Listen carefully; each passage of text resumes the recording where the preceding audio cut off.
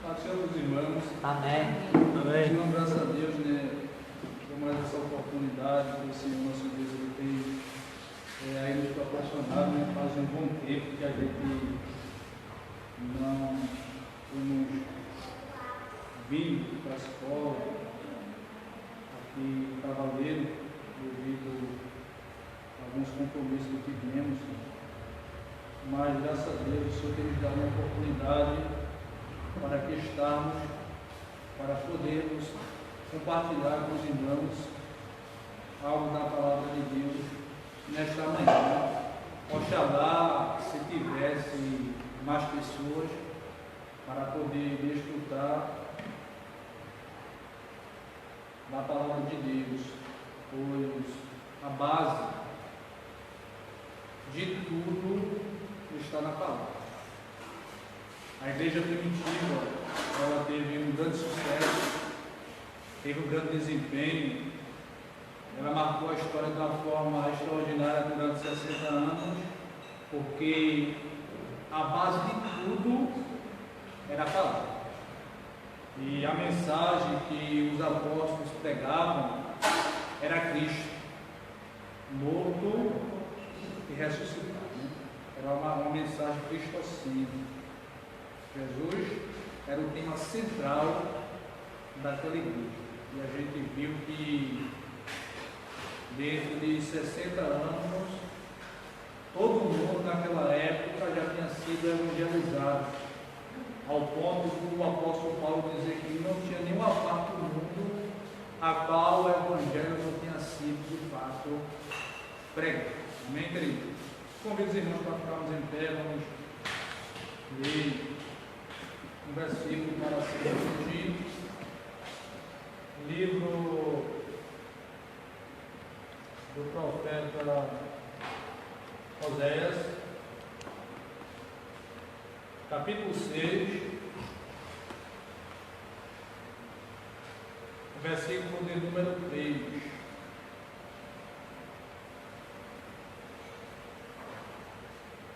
Livro do profeta Oséias, capítulo 6, versículo de número 3. Vamos achar?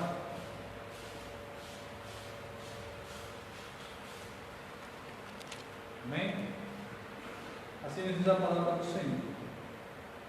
Conheçamos e prossigamos em conhecer o Senhor. Como uma alma será a sua saída, e ele a nós virá como a chuva serúlea, que rega a terra. Amém, meus irmãos? Poder sentar, irmãos. Meus irmãos, o profeta Oséias, como os demais profetas, enfrentaram dificuldade em seu ministério, porque particularmente todo profeta que Deus levantou naquela época, Deus levantou em meio a crises espirituais, Deus levantou em meio a indagações e controvérsias que existiam dentro da nação de Israel. Mas o que me chama a atenção no versículo que nós lemos é que Oséias ele vai chamar a atenção da sua posteridade para se envolver, para buscar a Deus. Eu sempre gosto de frisar que Deus se revelou de várias formas, mas uma das formas, dentre tantas que Deus deu a conhecer aos homens, é através da sua palavra, é através da sua revelação escrita que Deus se revelou à humanidade.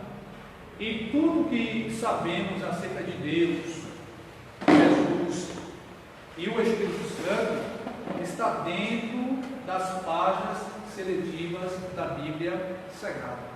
Então as pessoas só podem e só irão conhecer a Deus através do estudo da palavra de Deus. Mas infelizmente a gente vê que há um certo descaso, quando se fala na questão do ensino. Entre aspas, não é generalizando, mas poucos se interessam, pouco procuram buscar a conhecer a Deus. E a única forma de conhecer a Deus de forma parcial é através da Bíblia. Se você observar, o povo de Israel, ele entrou em declínio porque a Bíblia diz que ele faltou o conhecimento. O sábio Salomão diz que tudo que o ser humano deve adquirir nessa vida, algo que é primordial entre tantas as coisas, é a sabedoria. Ao ponto de ele dizer, em tudo que buscares, em tudo que adquirir nessa vida, adquire a sabedoria. Aí o profeta aqui, ele vai chamar a atenção da sua posteridade com relação à questão de se buscar a Deus, em procurar conhecer a Deus. Aí ele vai dizer que devemos buscar, devemos conhecer a Deus e prosseguir conhecer. Entendemos que o conhecimento ele não é instantâneo, o conhecimento ele é progressivo. Quanto mais você busca a Deus, quanto mais você mergulha no oceano que é a palavra de Deus, mais Deus se revela a nós por meio da sua palavra. Jesus, ele começou o seu ministério com 30 anos, isso é uma veracidade. Mas a gente vê ele com 12 anos discutindo no meio dos doutores. Jesus, se você observar de uma forma detalhada e coerente, você vai ver ele começar o seu ministério com um discurso e você vai ver ele terminar o seu ministério com outro discurso. Jesus sempre valorizou o estudo da palavra. O Jesus, como homem, também estudou, também se aplicou, ao ponto de Lucas dizer que ele crescia em estatura, em sabedoria, diante de Deus e diante dos homens. E passamos, eu acho que eu não sei se eu dei uma aula sobre profetas aqui, mas eu acho que eu não cheguei a dar não. A gente falamos para trazer esse assunto, mas devido a estar mais envolvido lá na escola de escultura, mas eu não tinha chegado aqui, né? Mas cremos que próxima semana a gente vamos estar tratando de uma série de outros assuntos. Então, já que vamos tratar de outros assuntos na próxima semana, eu quero também deixar minha parcela de colaboração dentro desta matéria que a gente iremos encerrar, que é a matéria de profetas maiores. Eu não sei se já passou pela mente dos irmãos por que esse título ou essa nomenclatura de profetas maiores e por que profetas menores. Será que os maiores são superiores aos menores ou vice-versa? São perguntas que podem, de certa forma, surgir na mente de alguém que não estuda a palavra de Deus. Mas quando se fala de profetas maiores e menores, entendemos que não tem nada a ver com a questão de ser grande e com a questão de ser pequeno. Quando fala de profetas maiores, isso fala da intensidade do ministério. Não é porque o seu ministério, porque o seu livro é menor, não é porque o seu livro é maior.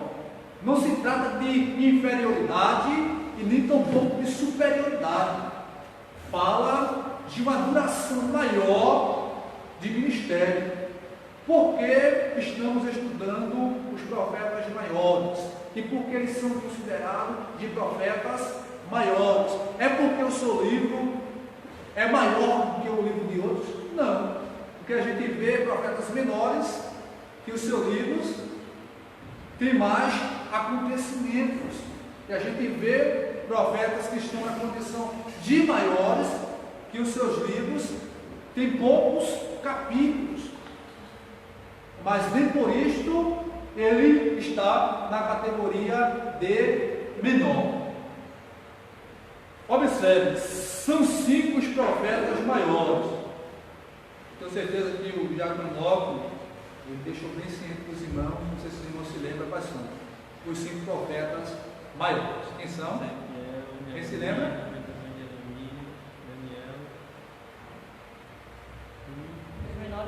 Os maiores. São 5, né? São 5 os profetas maiores. Quais são eles? Isaías, né? Jeremias, Daniel, Lamentação e Ezequiel. A teologia, também na teologia tem uma matéria de profetas maiores, aonde está classificado os 5. Mas se a gente for usar o nosso intelecto, o nosso raciocínio humano, você vai observar que um desses profetas é o autor de 2 livros maiores. Quais são eles?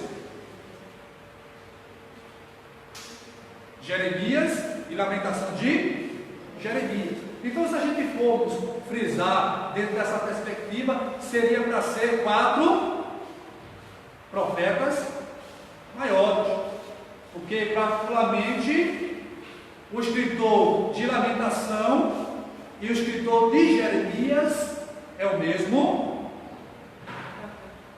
escritor, não é isso?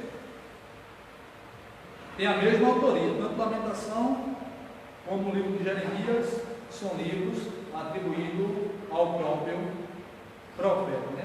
Sabemos que a crítica teológica ela vai levantar algumas teses concernentes ao livro de Lamentação e vai levantar algumas hipóteses que irá chocar as pessoas, aonde de certa forma irá gerar algumas controvérsias, né? Mas isso são particularidades, mas sabemos que o livro de Lamentação ele está atribuído também a Jeremias. Deus sempre levantou profetas para 2 propósitos. Existem outros, né? Mas eu quero aqui destacar 2. E para entendermos como tudo isso surgiu, temos que voltar um pouco na história. Sabemos que depois que Deus tirou a nação de Israel do Egito, por meio de Moisés, e depois da morte de Moisés, a Bíblia vai nos dizer que Josué, seu servidor, assume a liderança de Israel, assume a liderança daquela nação. E Deus é com Josué.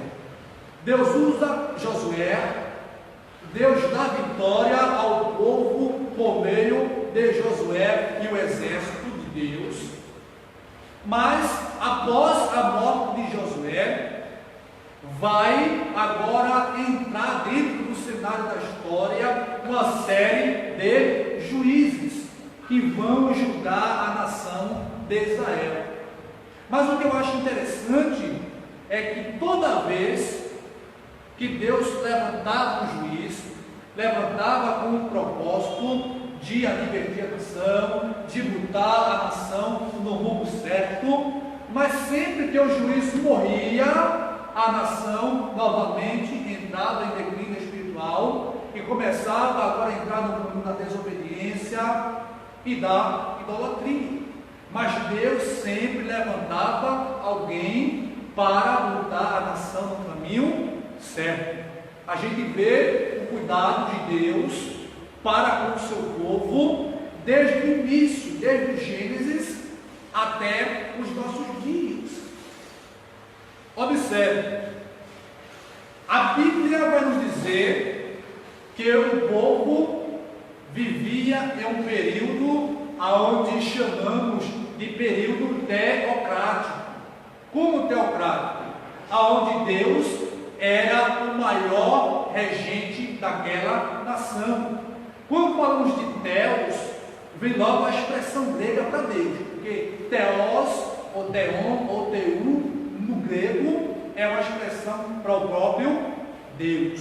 Então o povo, ele vivia em um período teocrático. Deus, ele era o regente maior da nação de Israel. Então Deus agora vai levantar o último juiz e o primeiro na categoria de profeta. Quem era ele? Quem se lembra? Ele era o filho de uma mulher que era estéril, que era muito chamada, mas era estéril. Samuel, ele é o último juiz e ele é o primeiro na categoria de profeta. É aí quando começa a surgir os profetas de forma oficial. Então o povo, ele vai sair do período teocrático e particularmente vai entrar agora dentro do cenário da história o período monárquico. Entra agora a monarquia. Por quê? O povo observou que os demais reinos tinham os seus reis. Mas a nação de Israel tinha um rei ou não? Tinha, mas não um rei humano. Deus, ele era o rei que regia aquela nação. Porém a nação viu que os demais reinos tinham os seus reis de carne e osso, e vai pedir agora a Deus um rei homem. E o que é que Deus faz? Deus vai escolher Saul para ser o primeiro rei de Israel. E depois de Saul, muitos reis reinaram, reis tementes a Deus, reis que obedeciam a Deus, que andavam conforme a sua palavra, mas também reis desobedientes, rei que levou a nação em pecado e idolatria e trouxe sobre eles o castigo e a ira de Deus para com o seu povo. Então vamos lá. Deus sempre levantou profetas para dois propósitos. Primeiro, exaltar o povo acerca dos seus pecados. Observe que todo profeta que Deus levantou, se você for analisar a Bíblia, Deus vai levantar ele em um momento difícil, em um momento onde a nação estava em declínio espiritual. Pode observar, um dos propósitos que Deus fez, ou que Deus teve em mente para poder levantar um profeta, foi, em primeiro lugar, para exortar o povo acerca do seu caminho. E o segundo propósito é para avisar o seu povo dos castigos futuros e para avisá-los que um dia o Senhor estaria mandando para seu povo o Messias. E quem foi o primeiro homem ou o primeiro ser que profetizou? Biblicamente, quem foi o primeiro profeta que profetizou à luz do texto sagrado? Quem não sabe essa? Quem se lembra? Está no comecinho da sua Bíblia, Gênesis 13 e 15. Quem se lembra? Quando o homem pecou, quando o homem desobedeceu a Deus, Deus sentenciou o homem, Deus sentenciou a mulher e Deus sentenciou a serpente. E o que foi que ele disse à serpente? Que da semente da mulher nasceria um varão que esmagaria a cabeça da serpente. Esta é a primeira profecia bíblica. E quem foi o primeiro ser a profetizar? Quem? Deus. A primeira profecia foi predita pelo próprio Deus. Deus foi o Messias. Ele foi que abriu os caminhos para os demais profetizarem. A base de tudo está em Deus. E vale salientar que a maior profecia é a Bíblia Sagrada. Ela é a maior profecia que há. Aí vamos lá. Os livros proféticos ocupam um terço de toda a Bíblia Sagrada. Isso indica que só em linguagem profética Deus ocupa um terço das Escrituras para falar diretamente com o seu povo. Ou seja, um terço de toda a Bíblia Sagrada está em linguagem profética. Amém, queridos? Terceiro lugar, os profetas começaram a surgir de maneira conhecida, oficial e reconhecida da nação nos tempos de quem? Falamos anteriormente. Os profetas começaram a surgir de forma oficial, de forma conhecida e reconhecida nos tempos de quem? Samuel. Samuel, ele é o primeiro profeta oficial da nação de Israel. Depois de Samuel, surgiu muitos outros profetas na história do povo de Deus, que vai por volta do século IX até o quarto século antes de Cristo.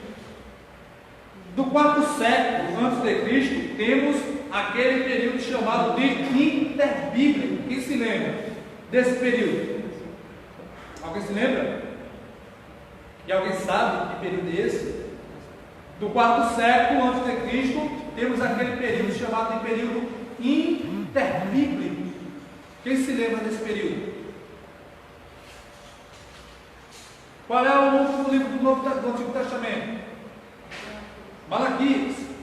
De Malaquias a Cristo, houve um período de silêncio, houve um período que não teve palavra revelada, houve um período que não teve profecia, de aproximadamente, se não agora na memória, de 400 anos que Deus fica em silêncio. Esse período é chamado de período interbíblico, que vai do 4 séculos, né? Que não houve palavra, que não houve voz profética. Foi quando surgiu as sinagogas, foi quando surgiu as literaturas, e foi quando surgiram os livros apócrifos. Quem se lembra deles? Que está na Bíblia Católica. Os livros apócrifos, os livros que não foram conhecidos pelo cânon sagrado, que é Macabeus, Judite, entendeu? Sabedoria, Eclesiástico e outros.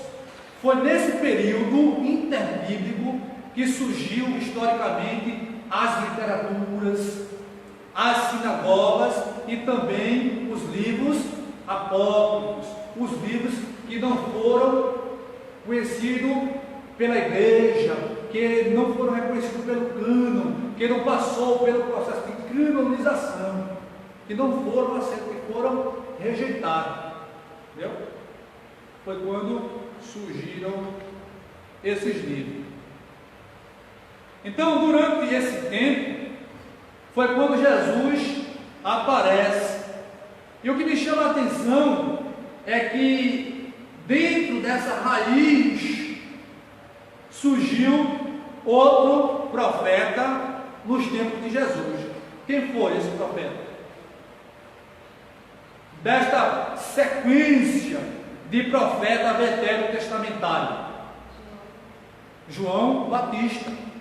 É por isso que a Bíblia vai nos dizer que a lei, é isso? E os profetas foram até quem? João Batista. João Batista, ele é o último dessa raiz de Samuel e dos demais profetas, que é considerado de profeta veterotestamentário, João Batista. Aí vamos lá. Os temas principais dos profetas estão relacionados a dois grandes acontecimentos, a dois grandes cativeiros. Vale salientar, quem se lembra quantos profetas são todos? Quem se lembra? Menores, maiores, Ao todo, em geral, são quantos profetas? São 10. Não pode consultar o seu Google, não. Ao todo são 17, sendo 12 menores e 5 maiores. Não esqueça disso não. 17 profetas em geral, né? Aí vamos lá. O tema principal dos profetas está relacionado aos 2 grandes cativeiros. Esses são os temas principais dos livros proféticos. Primeiro cativeiro, cativeiro do reino do norte, cativeiro sobre Assírio, ou cativeiro assírio. Sobre quem? Quem se lembra? Sobre Israel. E o segundo cativeiro, cativeiro do reino do sul, que foi o cativeiro babilônico.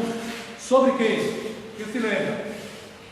Sobre Judá, né? Se você quiser anotar isso aí, está lá em 2 Reis, capítulo de número 17, versículo de número 1 ao versículo de número 23, e ainda em 2 Reis, capítulo 24, versículo de 11 ao versículo de número 25. Ao todo são 17 livros proféticos, como falamos anteriormente, e segundo alguns teólogos, existia naquela época 2 escolas de interpretações. A primeira escola é chamada de Iliel, ou Iliel, e a segunda é chamada de Shammai. Uma interpretava o pré-cativeiro e a outra interpretava o pós-cativeiro. Pré, por que pré? Porque é antes. Uma interpretava o pré-cativeiro, ou seja, ela interpretava e entendia, à luz da Escritura Sagrada, que existiu alguns profetas que profetizaram antes do cativeiro, que predizeram que Deus iria permitir que o seu povo fosse levado cativo para o cativeiro, aonde seria escravizado pelos seus inimigos. E a outra interpretava o pós-cativeiro, ou seja, quem lembra? Pós, pré e pós. Pré antes e pós depois, né? Aí vamos lá. Esse cativeiro, ele durou quantos anos? Quem lembra? Quem lembra? A senhora sabe, tá certo. Esse cativeiro, ele durou 70 anos, né? Cativeiro, ele durou 70 anos, né? Observe que antes do cativeiro, a história do povo é óbvio, né? E depois do cativeiro, a história do povo é outra. Chamamos os profetas de profetas pré-exílios. Por que pré-exílios? Está consultando no seu Google, né? Por que pré-exílios? Quem lembra? Pré é? Não é isso? Antes do? Sabe, não é inteligente, não. É muita ciência.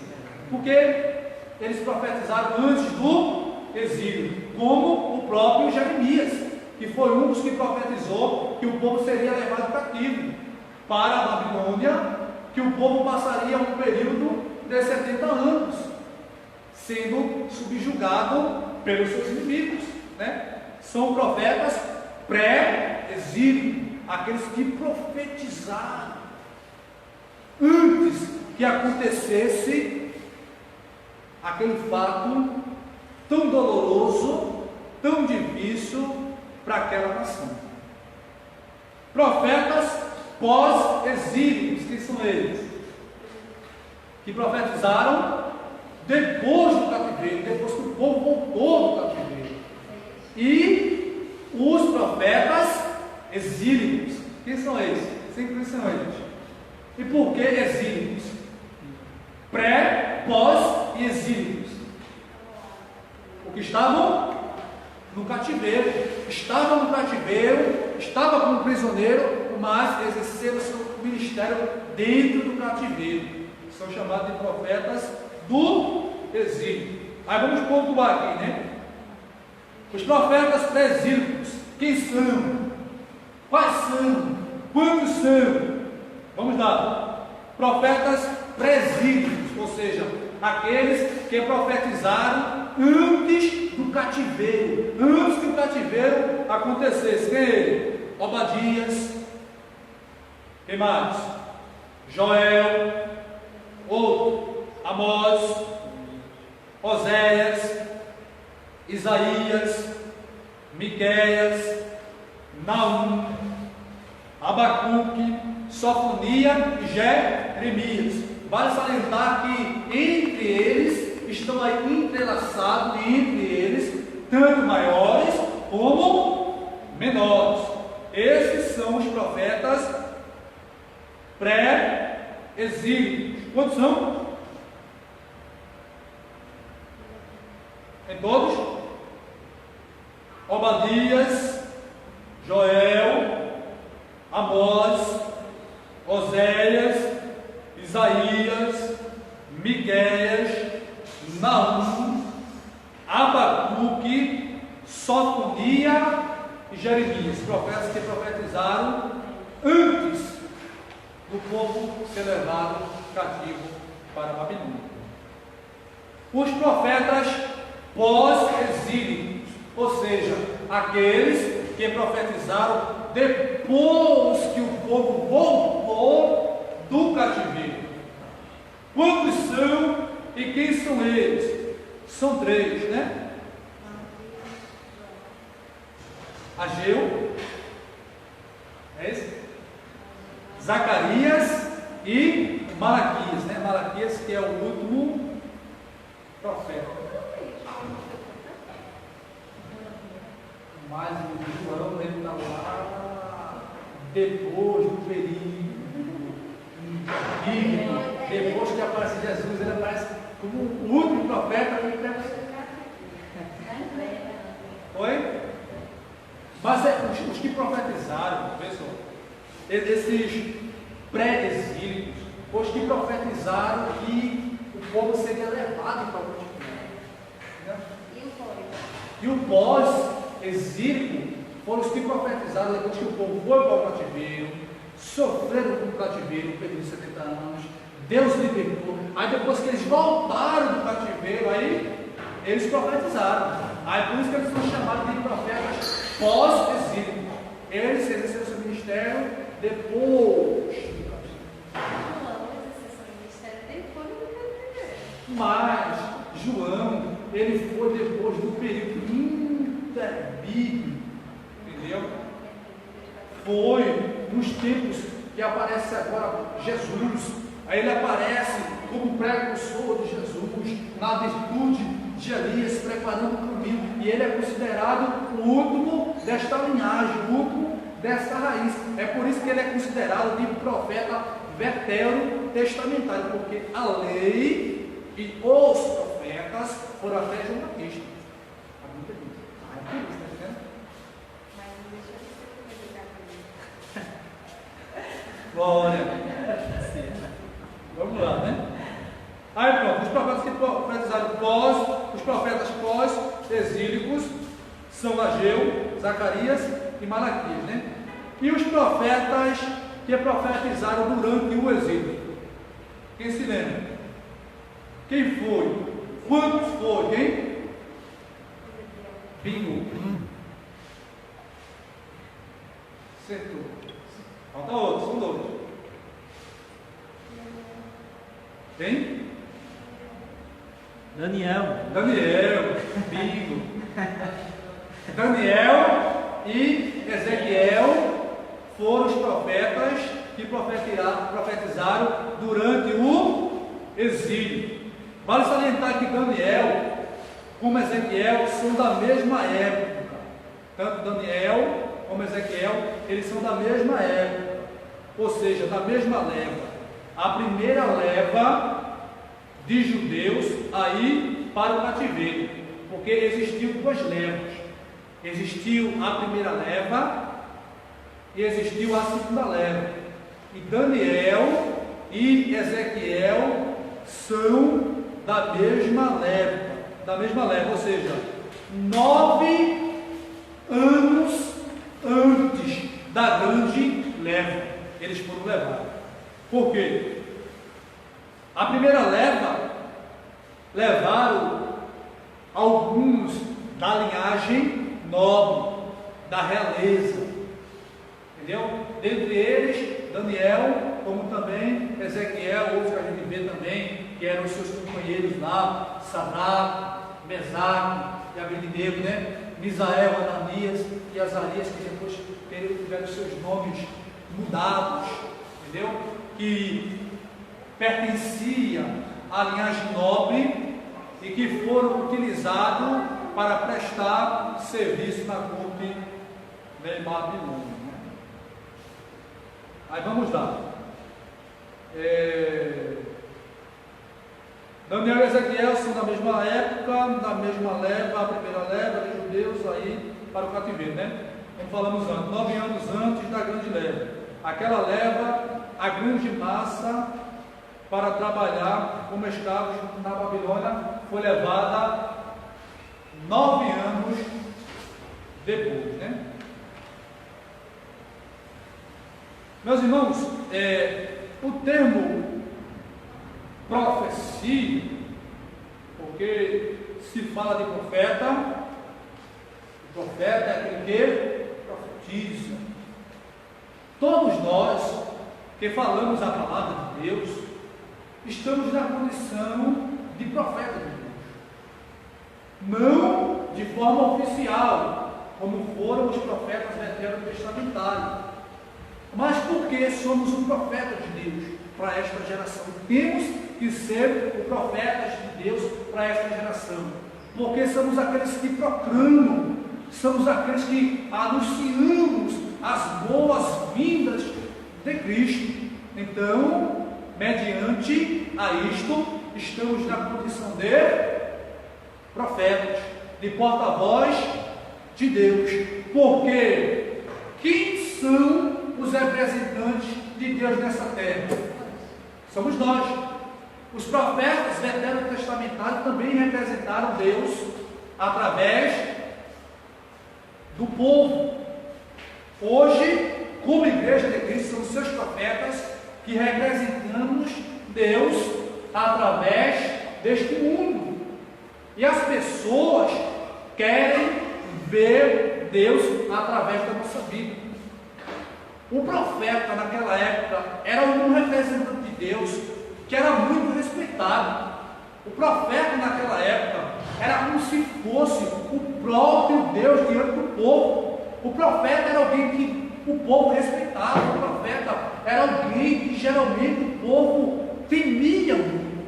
Se você observar na consagração de Davi, quando o profeta Samuel entra na cidade de Belém, você vai observar logo que os anciãos da cidade, eles vão ficar temerosos, eles vão ficar com medo e vão dizer: é de paz a tua vida, profeta, porque não era comum o profeta sair.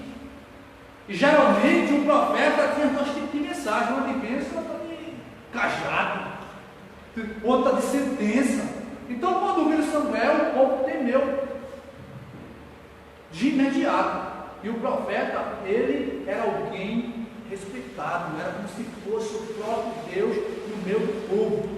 E a nação tinha o profeta como um referencial, como alguém que representava o próprio Deus diretamente diante do povo.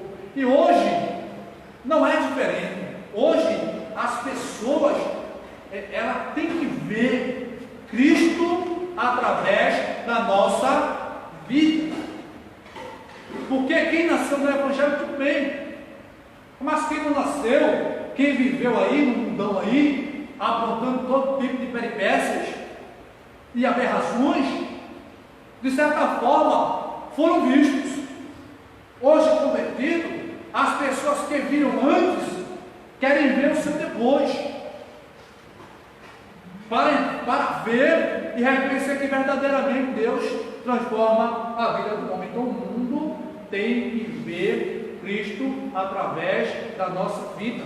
É por isso que Jesus disse que somos sal, para salgar esse mundo podre, e somos luz para alumiar ou trazer claridade ao mundo que vive em densas trevas. Esta é a realidade, né? E não podemos falar de profeta sem falar de profecia, né? Porque o profeta é aquele que profetiza. E como disse anteriormente, a maior profecia é a Bíblia Sagrada. E vale salientar que toda profecia, todo profeta, ele tem que ter uma base bíblica. Porque profecia sem base bíblica, eu particularmente não sei. Porque a profecia tem que ter base na palavra. Se não tiver base na palavra, se não enquadrar uma palavra, fica meio duvidoso. Hoje as coisas estão um pouco fáceis. Hoje muitos se usam, dizem que foi Deus que usou, as profecias não acontecem. Quantas vidas destruídas, quantas pessoas frustradas, quantas pessoas desacreditadas do próprio Deus, como se Deus fosse culpado de gerar perspectivas, de frustrar sonhos, projetos de vidas. Mas a culpa não está em Deus, a culpa está em mim, a culpa está em nós. Deus não é culpado. Esta é a realidade. Eu mesmo, eu sou um exemplo disso. Eu já vi pessoas profetizarem e eu vi acontecer totalmente ao contrário. E foi experiências que vivenciei e que fez com que eu viesse, de certa forma, a amadurecer. E, como disse anteriormente, a maior profecia é a palavra. A Bíblia vai dizer que passa céu, que passa terra, mas aqui não passa. Aqui se compra, literalmente, cabalmente. Entendeu? Então temos que ter cuidado com esses profetas aí. Temos que ter cuidado. Profecia tem que ter base bíblica. Vou contar uma experiência. Eu não sou muito de contar experiência, não gosto de falar, mas vou contar uma experiência que vai servir, de certa forma, para amadurecer. Dias atrás eu estava conversando com uma pessoa que falou de outra pessoa, de outro acontecimento, de uma certa cidadã que não estava honrando o seu casamento. O esposo se cansou de tantas traições e resolveu, de certa forma, separar. Pediu divórcio, e hoje essa pessoa voltou para a igreja e vive atrás desse ex-esposo que já pediu o divórcio, já está se relacionando com outra pessoa. E o que me chama a atenção é que foram muitas irmãs na casa dessa irmã que agora se converteu, e as irmãs disseram: não se preocupe, porque Deus vai dar de volta. Deus está dizendo, queridos, vamos para a Bíblia.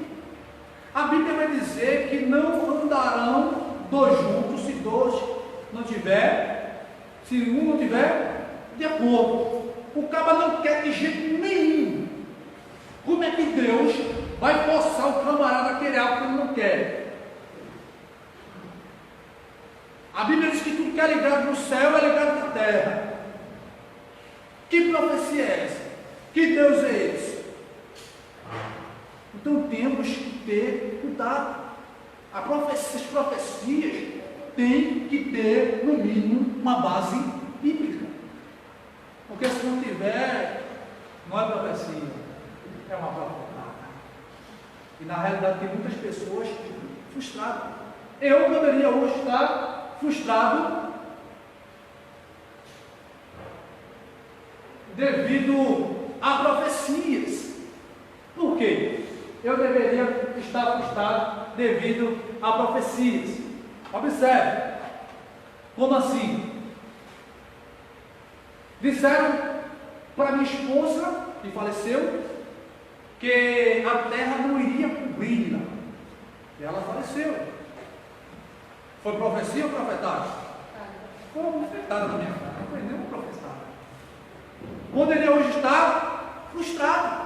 E quantas vidas estão aí frustradas porque não vigiou, porque não procurou crescer na palavra? Aí sim eu estou sendo pago. Você tem que ter essas cuidados, né? Temos que ter esse certo cuidado, né? Mas vamos lá.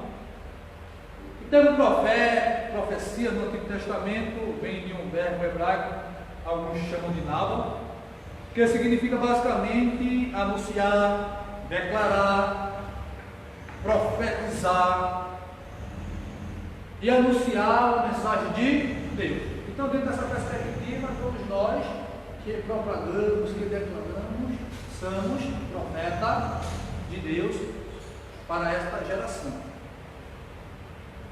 Há duas categorias para finalizarmos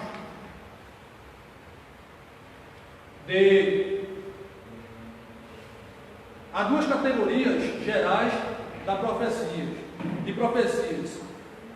Quais são elas?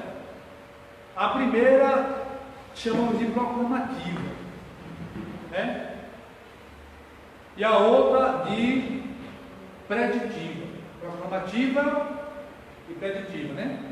A profecia proclamativa é também chamada declarativa, ou seja, locutiva ou não preditiva.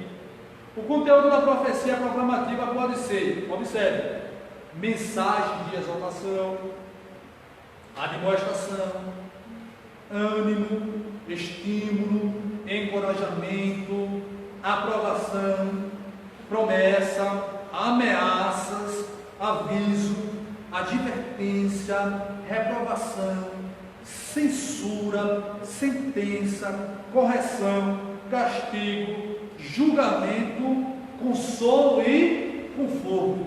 Tudo isso aí estão entrelaçados dentro daquilo que chamamos de profecia proclamativa. E o outro lado são as profecias. São as profecias preditivas, né? Que vem de quê? De predição, que são profecias que podemos chamar e denominá-las de profecias futuristas, que são profecias para o futuro. Poderemos aqui destacar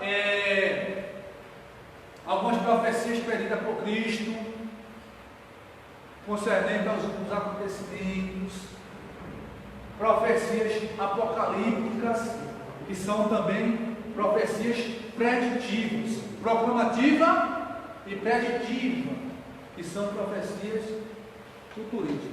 Amém, queridos? Essa foi a minha passada de colaboração aqui, né? Tem outras coisas, mas que Deus continue abençoando os irmãos, que os irmãos possam vir estudar. A maior riqueza de um cristão está baseada no conhecimento. Esta é a sua maior riqueza. Tudo que você adquirir nessa vida vai ficar, mas aquilo que você aprendeu, adquiriu mediante a palavra do Senhor, vai com você para onde você vai. A única coisa que você pode levar, além das experiências desta vida. Amém, querido? Mas que Deus abençoe os irmãos. Creio que próxima semana a gente vamos estar aí com mais uma série de ensinamentos que serão bênçãos de Deus para a nossa vida. Amém, querido? Deus abençoe.